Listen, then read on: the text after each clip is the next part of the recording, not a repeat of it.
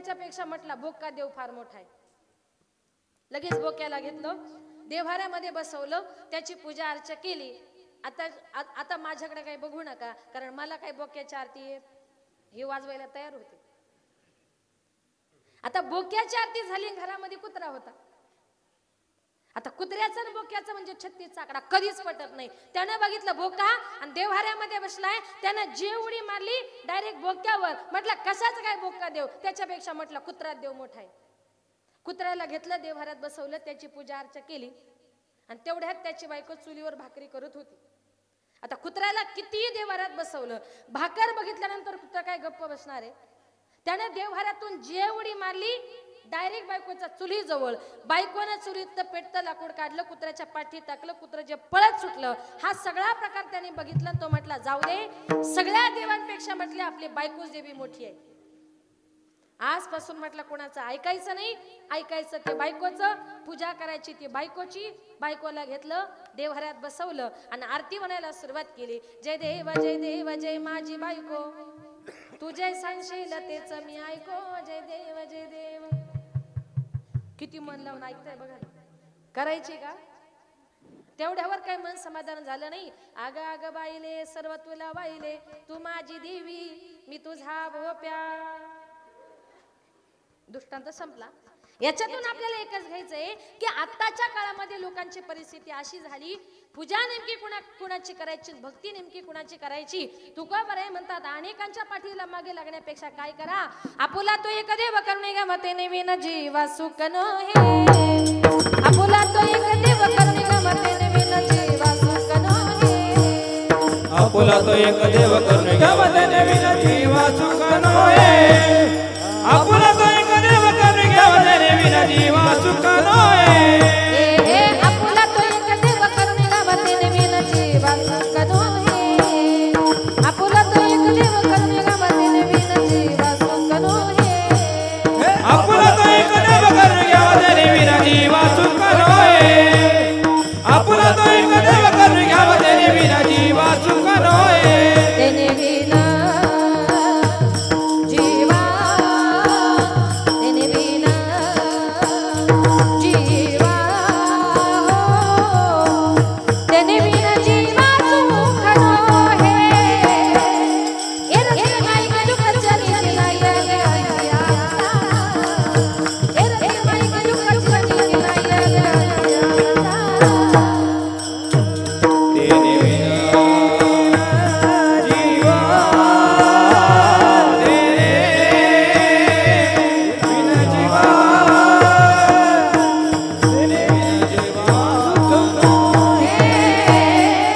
एरती माई गलुक चली लाया गया अवतारे. एरती माई गलुक चली लाया गया अवतारे.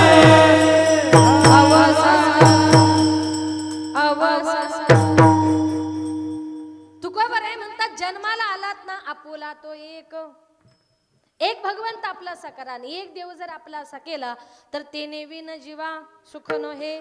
त्याशिवाय या संसारामध्ये तुम्हाला मला कुठल्याही प्रकारचं सुख मिळणार नाही.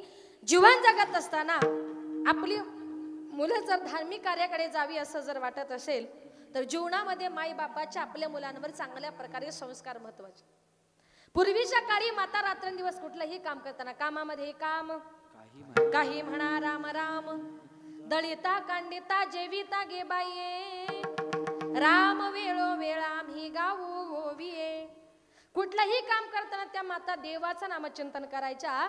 परिणाम त्यांच्या पोटी ज्ञानोबा तुकोबा संत जनाबाई, संत मीराबाई, संत सकुबाई, छत्रपती शिवाजी राजांसारखा राजा, धर्मवीर संभाजी राजांसारखा राजा जन्माला आला.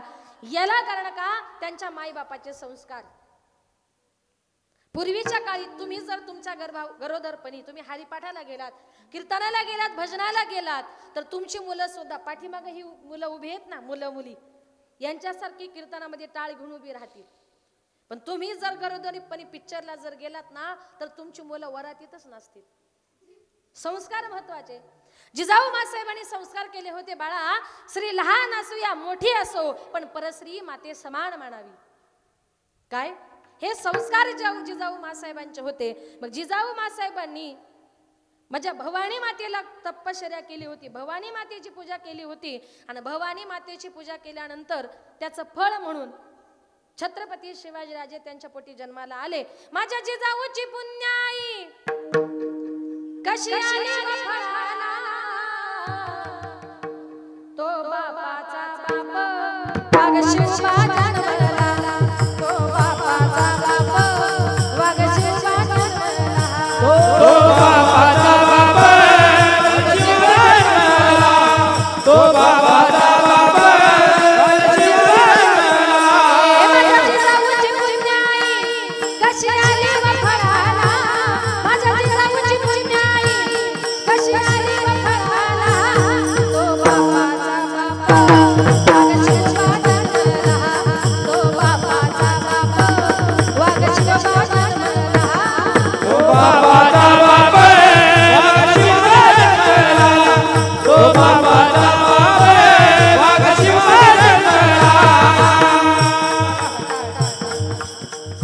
छत्रपती शिवाजी जन्माला आले, पण छत्रपती शिवाजी राजे होते तरी कोण? देव होते का हो? राजा नेमके होते तरी कोण?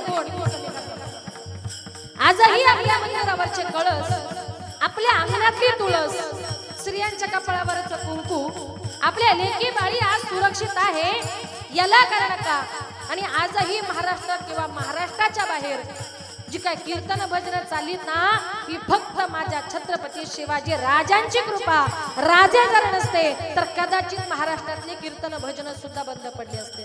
तो बापाचा बाप वाघ शिवबा जन्मला, तो बापाचा बाप वाघ शिवबा जन्मला, तो बाबाचा बाप शिवजन्मला, तो बाबाचा बाप शिवजन्मला.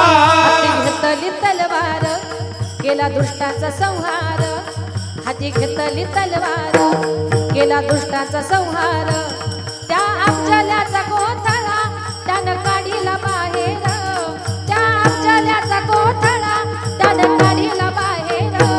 प्रतापगडाच्या पायथ्याशी आहे कबाल साक्षीला, प्रतापगडाच्या पायथ्याशी आहे कबाल साक्षीला, तो बापाचा बाप वाघ शिवबा जन्मला, तो बापाचा बाप वाघ शिवबा जन्मला, तो बाबाचा बाप शिवजन्मला, तो बाबाचा बाप वाघ शिवजन्मला. वाघ शिवबा जन्मला, वाघ शिवबा जन्मला. छत्रपती शिवाजी महाराज की जय. जिजाऊ मासाहेबांची पुण्याई म्हणून आणि जिजाऊ मासाहेबांनी भवानी मातेची केलेली भक्ती म्हणून भवानी मातेने माझ्या छत्रपती शिवाजी राजांना एक भवानी तलवार दिली आणि त्या तलवारीच्या जोरावर उभा महाराष्ट्र त्यांनी जिंकला. म्हणून मायबापाचे संस्कार हे फार महत्वाचे आहेत. जिजाऊ मासाहेबांचे संस्कार होते, बाळा श्री लहान असो या मोठी असो परश्री माते समान मानावी. आणि त्याचं उदाहरण म्हणजे कल्याणच्या सुभेदाराची सून जेव्हा मावळ्यांनी आणली होती ना, तेव्हा माझ्या छत्रपती शिवाजी राजांनी तिचे खना नारळानं ओटी भरून तिला तिच्या घरी पोच केलं. त्याला म्हणतात जिजाऊ मासाहेबांचे संस्कार. म्हणून तुकोबाराया म्हणतात, लागून या पाया विनवितो तुम्हाला, कर टाळी बोला मुखी नाम. तुकोबाराया म्हणतात, हाताने टाळी वाजवायची, मुखाने परमेश्वराचं नामचिंतन करायचं. कारण थोडा स्वर लावा. ज्या कलियुगामध्ये तुमचा माझा जन्म झाला, या कलियुगामध्ये कीर्तना भजना श्रवण केल्याशिवाय तुमचा माझा कोणाचा उद्धार होणार नाही. तुकोबाराया मागाशी म्हटले ना, आपुला तो एक देव करून घ्यावा तेने विना जीवा सुख नोहे. एखाद्यानं मोठा बंगला बांधला, मोठी गाडी घेतली, भरपूर पैसा आला की आपण म्हणतो माणूस सुखी झाला. पण माझं एक वाक्य लक्षात ठेवा, माणसाकडे जेवढा पैसा जास्त तेवढा माणसाला दुःख जास्त. रामदास स्वामी म्हणतात, जगी सर्व सुखी असा कोण आहे, विचारे मना तूच शोधून पाहे. या जगामध्ये कुणी सुखी नाही, जो देखिए सो दुखिया बाबा, सुखिया कोई नाही रे. आपल्याला वाटतं माझ्या शेजारचा फार सुखी, मी फार दुःखी. एका गावात शेजारी शेजारी दोन घरं होती. त्या दोन घरांची कंडिशन अशी, एका बाईचा नवरा घरामध्ये आला का दोघा नवरा बायकोची सारखी भांडण, त्यांच्यामध्ये शिवाय बोलणंच नाही. आणि दुसऱ्या बाईचा नवरा असा होता, तिचा नवरा घरामध्ये आला का त्या घरातून फक्त हसण्याचाच आवाज यायचा. ती बाई म्हणायची, कुठून माझ्या नशिबाला पडला. घरात आला की सारखा भांडतो, सारखा शिव्या देतो. त्या शेजारी बाईचा नवरा किती हसतो, पण तिने ठरवलं. म्हटली महाराष्ट्र शासनानं आपल्या महिलांकरता आता जवळजवळ 50% आरक्षण दिलंय. म्हटली इथून पुढे अजिबात नवऱ्याला घाबरायचं. बघा महिला किती जोरात नाही म्हटल्या. बघा उद्यापासून तुमच्या बगडीच्या पुरुषांचं काहीच खरं नाही. तिने ठरवलं अजिबात नवऱ्याला घाबरायचं नाही. संध्याकाळी नवरा घरी आला, त्यानं सवयीप्रमाणे भांडायला सुरुवात केली. ती म्हटली का हो, घरात आले की सारखे भांडता, सारखे शिव्या देता, तुम्हाला हसताच येत नाही का? जरा शेजारच्या घरात जा आणि तुमच्या मित्राचा हसायचा आदर्श घेऊन या. तोही आपल्या मित्राकडे गेला, सांगितलं मित्रा आम्ही दोघा नवरा बायको रात्रंदिवस भांडतो, तुम्ही दोघे सारखे हसता, बरं हसण्यासाठी करता तरी काय, आम्हालाही सांगा म्हणजे आम्ही पण हसत जाऊ. त्यांनी सांगितलं तुला ऐकायचंय हाय ते बरंय. म्हटलं कसं आहे ना, तुम्ही दोघं नवरा बायको भांडता, आम्ही दोघे हसतो, याला कारण एकच आहे. म्हटलं माझं माझ्या बायकोचं भांडण झालं का माझी बायको माझ्या पाठीमागे लगेच लाटणं घेऊन लागते. ते चपात्या लाटायचं, ती लाटणं घेऊन पाठीमागे लागली का मी जोरात पळतो. मी पळालो, ती मला लाटणं फेकून मारते. लागलं का ती हसते आणि हुकलं का म्हटलं मी हसतो. म्हटलं आपलं बरं आहे, तुमची लाटण्याची मारामारी कमीत कमी आपली शिव्या तरी, पण कृपया करून महिला मंडळ घरी जाऊन हसण्याकरता लाटण्याचा प्रयोग करू नका. नाही तर जा घरी आणि बसा रात्रभर लाटणे फेकीत आणि बसा हसत. कारण का हा संसार कसा आहे, संत महात्मे म्हणतात दुःख बांधवडी आहे हा संसार, सुखाचा विचार नाही कोठे. मग तुकोबाराई विनंती करून सांगतायत काय, सांगतो तुम्हासी बाजारे विठ्ठला, सांगतो तुम्हासी बाजारे विठ्ठला, सांगतो तुम्हासी बाजारे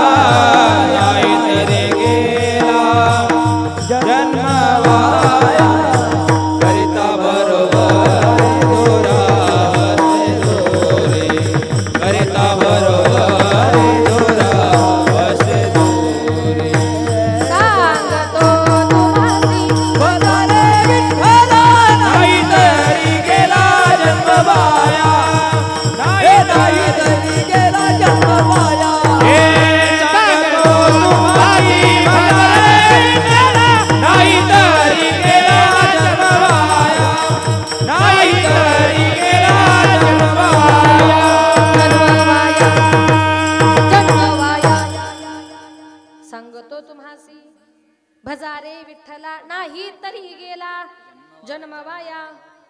तुकोबाराई म्हणतात तुम्ही विठ्ठलाचं भजन पूजन चिंतन करा, आणि जर तुम्ही देवाचं चिंतन केलं नाही जन्माला येऊन तर नाही तरी गेला जन्मवाया. तुमचा मनुष्य जन्म सुद्धा फुकट गेल्याशिवाय राहणार नाही. मग काही साधकांनी तुकोबारायांना प्रश्न केला, तुकोबाराया कीर्तन सुरू झाल्यापासून म्हणताय का हाताने टाळी वाजवा, मुखाने परमेश्वराचं चिंतन करा. हवं आम्हाला सांगा तरी चिंतन नेमकं कुठल्या देवाचं करायचं. तर हेच तुकोबाराई अभंगाच्या दुसऱ्या चरणामध्ये विठ्ठल विठ्ठल म्हणा वेळ वेळा, विठ्ठल विठ्ठल म्हणा वेळ वेळा, विठ्ठल विठ्ठल म्हणा वेळ वेळा, विठ्ठल विठ्ठल म्हणा वेळ वेळा, विठ्ठल विठ्ठल म्हणा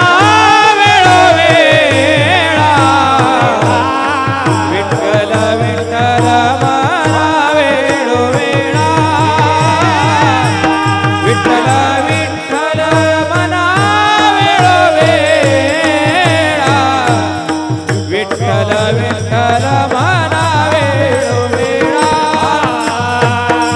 विठ्ठल विठ्ठल म्हणा वेळोवेळा विठ्ठल विठ्ठल म्हणा वेळोवेळा